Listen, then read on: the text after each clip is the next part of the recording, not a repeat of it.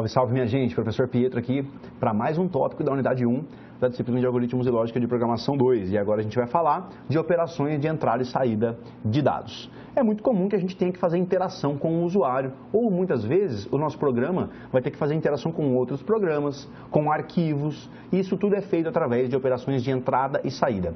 Todo dado que vem de fora do programa está entrando, então, uma entrada de dados. Todo dado que o programa externaliza, todo dado que o programa produz, joga para fora, é uma saída de dados, beleza? E essa entrada e saída, ela pode ser feita tanto para seres humanos, então o ser humano pode vir aqui e entrar com dados pelo teclado ou pelo mouse, e o ser humano pode estar aqui lendo informações do monitor, do display, de uma impressora, que seja. Mas nós também podemos fazer entrada e saída de arquivos. A gente vai ver isso lá no final da disciplina, mas entrada e saída também. Arquivo também é saída e entrada de dados. Então, quando eu escrevo algo em um arquivo, meu programa escreveu algo em um arquivo, eu estou fazendo saída de dados. Se eu estou lendo algo de um arquivo, que arquivo, professor? Um arquivo texto, um arquivo PDF, qualquer tipo de arquivo. Se eu estou pegando dados do arquivo e jogando para dentro do programa, eu estou fazendo entrada de dados, beleza? Então, vamos aqui aos slides, olha só. Para a gente fazer, então, leitura a partir do teclado, a gente vai usar o scanf, entrada de dados, função scanf. É o seguinte, a sintaxe é essa aqui, ó. Nós temos o scanf, entre os parênteses, nós temos aqui basicamente dois argumentos separados por vírgula. Não preciso ficar preso a apenas dois argumentos, posso ter mais de dois, mas olha só. Aqui, entre aspas, eu coloco o tipo da variável, através de um especificador de formato que a gente vai ver já já e que vocês têm no livro de vocês. E aqui, depois de dizer qual é o tipo do dado de entrada, nós dizemos qual é a variável que irá armazenar esse dado uma vez que o usuário inseriu esse dado, beleza? Então aqui, primeiro o argumento vai entre aspas, depois temos uma vírgula, depois temos obrigatoriamente esse carinha aqui, o e-comercial, especificamente para variáveis simples, quando é vetor não precisa dele, mas por enquanto entendam que esse cara é primordial. E muita gente erra, e aqui está mais um ponto de atenção, alerta meus irmãos e minhas irmãs, alerta, estrelinha do professor Pietro aqui, ó. Meus queridos, esquecer isso aqui vai dar erro, e você não vai achar porque é muito difícil de achar isso aqui. Então, lembre-se do e-comercial quando vai fazer uma entrada de dados, beleza? Então, beleza, entrada de dados, diga qual é o tipo de dado, diga qual é a variável. Na escrita na tela, na saída de dados, a gente vai fazer ela com um printf. Então, o printf é o que permite que a gente imprima algo no monitor. E aí a gente pode fazer o seguinte, ó, a gente pode ter tanto um texto literal, deixa eu circular melhor aqui. A gente pode ter tanto um texto literal, nesse caso aqui a palavra texto seria impressa literalmente na tela como ela está escrita ali, quanto a gente pode pegar e substituir isso aqui, ó, dentro das aspas, a gente pode substituir isso aqui por um especificador de formato, assim como a gente faz lá no scanf. Substitui por um especificador de formato, e aí relacionado a esse especificador de formato, nós teremos uma variável lá depois da vírgula. O que vai acontecer? No momento da impressão desse dado, dessa informação na tela, o que não é especificador de formato vai aparecer literalmente na tela. O que é tipo de variável, que é especificador de formato, vai estar relacionado ao conteúdo que está listado depois da vírgula lá. Então, por exemplo, aqui, imagine que eu estou imprimindo aqui, ó. Imagina o seguinte, vamos lá, vamos para o exemplo, vai ter exemplos lá na frente, a gente vai ver esse exemplo melhor já já. Olha só entendendo o que são os tais dos especificadores de formato. Esses carinhas, eles são caracteres especiais, são comandos internos de uma string, de um texto, para indicar qual é o tipo de uma variável, beleza? Esses carinhas, então, têm que ser inseridos, olha só, entre as aspas duplas para indicar esse tipo. Então, quando eu uso %d no especificador de um formato, eu estou querendo relacionar isso a um inteiro, a um valor decimal. Estou querendo imprimir na tela o conteúdo de uma variável decimal inteira, ou ler pelo scanf, pelo teclado, o conteúdo de uma variável inteira ou decimal, beleza? %f é quando eu quero ler ou imprimir um dado do tipo float. %e é quando eu quero ler ou imprimir um dado do tipo double. E aqui o %e pode ser substituído também por %lf, beleza? Também dá para fazer assim. %c, quando eu quero imprimir ou ler, um char, um caractere. E o %S é quando eu quero imprimir ou ler um vetor de char, todo um texto, uma string.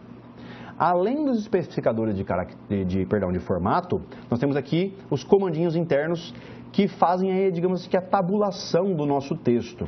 Então, se eu quiser uma string que quebra de linha na hora de imprimir na tela, eu uso um /N. Se eu quiser identificar o fim de uma string, eu uso /0. Se eu quiser indicar que o próximo caractere, caso esse caractere seja um caractere especial, como é o caso do %, por exemplo, se eu quiser indicar que esse caractere ele tem que ser impresso literalmente na tela, eu uso a barrinha antes dele.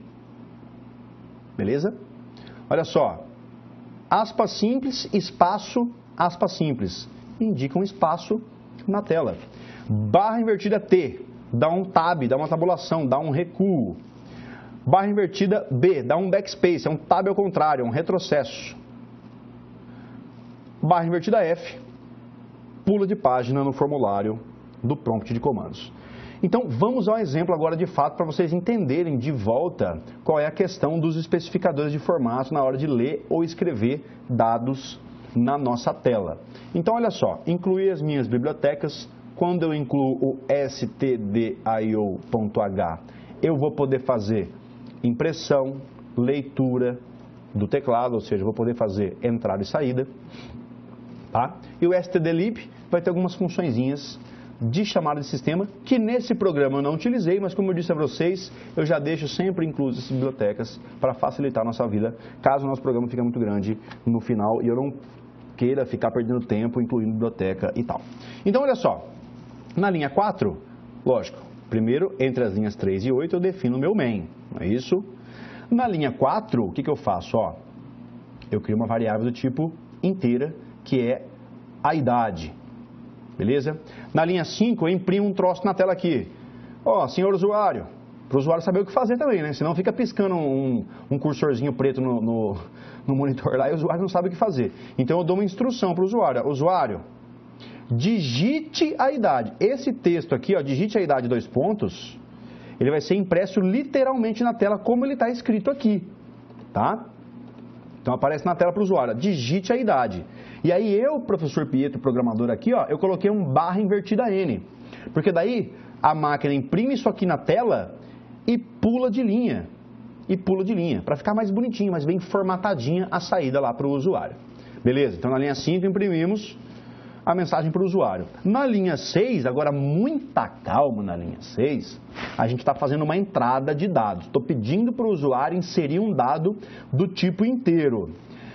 Como que eu faço isso? Eu chamo o scanf, dentro das aspas eu coloco o especificador de formato do tipo de dados, relacionado ao tipo de dados que eu estou querendo fazer entrada. Então, se eu quero que o usuário insira um valor decimal sem casas após a vírgula, eu vou colocar aqui um valor inteiro, eu vou colocar o %d, especificador de formato %d, e ele tem que estar entre as aspas duplas, beleza? Depois da vírgula, eu relaciono esse %d à variável idade. Só que eu não esqueço de colocar antes de idade o meu e-comercial ali, ó. Então, scanf, %d, e-comercial idade. Então, no momento em que o programa estiver executando essa linha, o programa vai ficar paradinho, vai ficar em espera até que o usuário digite alguma coisa no teclado e insira o Enter. Digitou Enter, o que foi inserido tende a ser jogado para a variável idade. Beleza? E aí no fim, olha só, na linha 7, eu faço uma mistura de impressões aqui. Eu imprimo tanto o texto literal quanto o conteúdo de uma variável. Então, muita calma aqui de novo. Presta atenção, olha só.